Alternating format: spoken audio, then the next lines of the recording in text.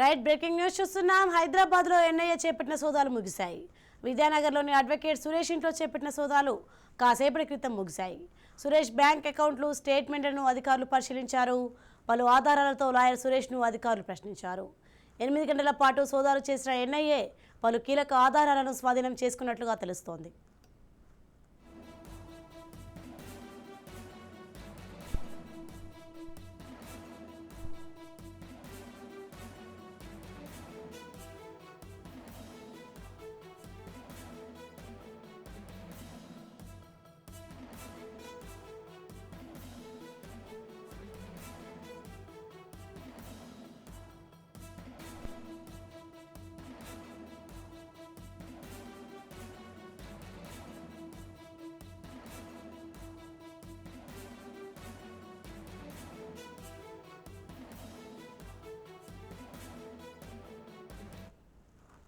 Right breaking news చూస్తున్నాం. హైదరాబాద్లో NIA చేపట్టిన సోదాలు ముగిశాయి.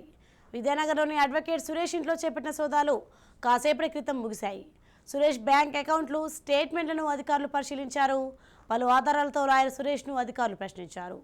8 గంటల పాటు సోదాలు చేసిన ఎన్ఐఏ పలు కీలక ఆధారాలను స్వాధీనం చేసుకున్నట్లుగా తెలుస్తోంది.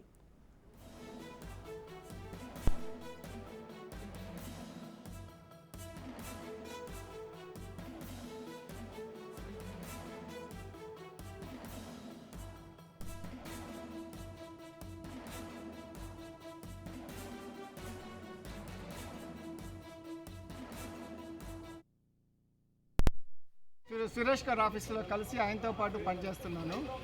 సురేష్ గారు గత 30 ఏళ్లుగా పౌర హక్కుల సంఘంలో పనిచేస్తున్నారు. ఆయన ఎక్కడ పేదవాళ్ళకి అన్యాయం జరిగినా పోలీసులు వ్యతిరేకంగా పోరాడుతుంటారు. అదే చెరుకూరు రాజ్ కుమార్ కేసుని ఎన్కౌంటర్ కేసులో కూడా హైకోర్టులో పోలీసులు వ్యతిరేకంగా ఫైట్ చేస్తున్నారు. ఇటీవల హైదరాబాద్లో చిరంజీవి లాకప్ డెత్ విషయంలో కూడా పోలీసు మీద కేసేసి దానికోసం నిజ నిర్ధారణగా వెళ్ళి వాళ్ళని నిజాలు వెలికి తీయడానికి ప్రయత్నం చేస్తున్నారు. అదేవిధంగా ఇటీవల మణిపూర్ వెళ్ళి అక్కడున్న కుకీలు మైతీల మధ్య వివాదాన్ని నిజ నిర్ధారణ కమిటీకి వెళ్ళి వాస్తవాలు సేకరించి కూడా ఒక రిపోర్టు తయారు చేశారు. ఈ నేపథ్యంలో న్యాయవాదులు పేదల తరఫున పౌర హక్కుల సంఘం తరఫున ఫైట్ చేయకుండా ఉండటానికి దాడులు చేసి భయపెట్టడానికే ఎన్ఐఏ ప్రయత్నం చేస్తుంది.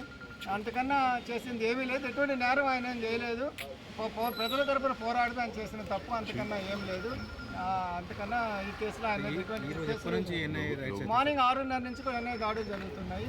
దాడులో పైన సెర్చ్ చేస్తున్నారు. ఎవరు పైకి పోనీయటం లేదు.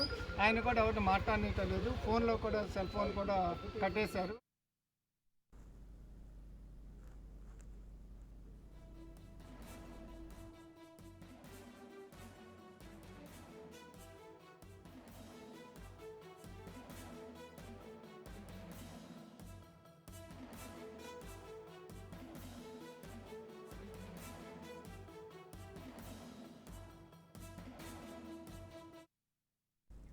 హైదరాబాద్లో ఎన్ఐఏ చేపట్టిన సోదాలు ముగిశాయి. విద్యానగర్లోని అడ్వకేట్ సురేష్ ఇంట్లో చేపట్టిన సోదాలు కాసేపటి క్రితం ముగిశాయి. సురేష్ బ్యాంక్ అకౌంట్లు స్టేట్మెంట్లను అధికారులు పరిశీలించారు. పలు ఆధారాలతో లాయర్ సురేష్ను అధికారులు ప్రశ్నించారు. 8 గంటల పాటు సోదాలు చేసిన ఎన్ఐఏ పలు కీలక ఆధారాలను స్వాధీనం చేసుకున్నట్లుగా తెలుస్తోంది. ఇదే విషయంపై మరింత సమాచారం మా ప్రతినిధి క్రైమ్ బ్యూరో చీఫ్ పవన్ అందిస్తారు. పవన్, చెప్పండి, హైదరాబాద్లో ఎన్ఐఏ చేపట్టిన సోదాలు ముగిశాయి, ఎలా జరిగాయి, దీనిపైన అప్డేట్స్ ఏంటి? అయితే తెల్లవారుజాము నుంచి హైదరాబాద్ లో యొక్క ఎన్ఐఏ సోదాలు కూడా కొనసాగుతున్నాయి. ఉదయం 5:30 గంటలకు కూడా ప్రారంభమయ్యాయి.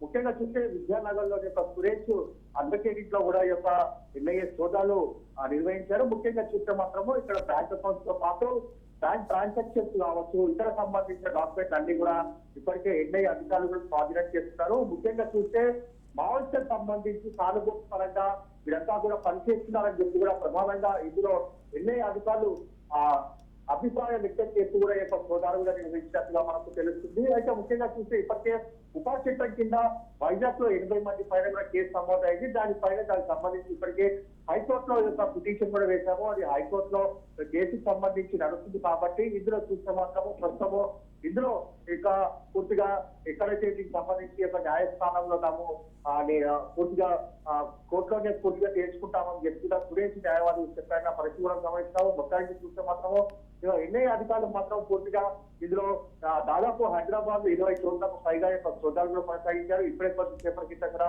ఈ సోదాలు కూడా ముగిసిన నేపథ్యంలో దీనికి సంబంధించి మాత్రము సురేష్ పూర్తిగా హైకోర్టులో ఏదైతే హైకోర్టు ఉందో దానికి సంబంధించిన వివరాలు కూడా దానికి సంబంధించిన కాపీస్ కూడా ఇవ్వాలని చెప్పి కూడా ఎన్ఐ అధికారులు తన పైన ఒత్తిడి తీసుకొచ్చారు. అయినా కూడా తాను ఎక్కడ కూడా ఇవ్వలేదు. ఎందుకంటే అది కోర్టులో ఉంది కాబట్టి దానికి సంబంధించిన ఎవిడెన్స్ తాము చాలా ఓపెన్ గా ఉంచుతాము.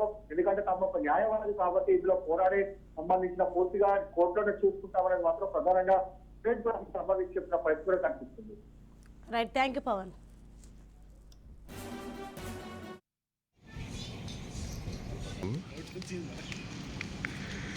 వీడికి వచ్చా ఎందుకు వచ్చా